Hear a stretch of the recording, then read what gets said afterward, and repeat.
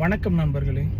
இன்றைய திருக்குறள் கற்றார் முன் கற்ற செலச் சொல்லி தாம் கற்ற மிக்காருள் மிக்க கொளல் என்ற திருக்குறள். இது அவை அஞ்சாமை அதிகாரத்திலிருந்து எடுக்கப்பட்ட குறள். இதன் பொருள், கற்றவர் முன் நாம் நம் கருத்தை சொல்லும்போது அவர்கள் ஏற்றுக்கொள்ளும்படியாக கனிவாகவும் தவறுகள் இல்லாமலும் சொல்வதன் மூலம் நம் கருத்து அவர்களை சென்றடைவதும், தவறு இருந்தால் அவர்கள் அதை திருத்தி மெருகூட்டவும் உதவியாக இருக்கும் என்று பொருள்.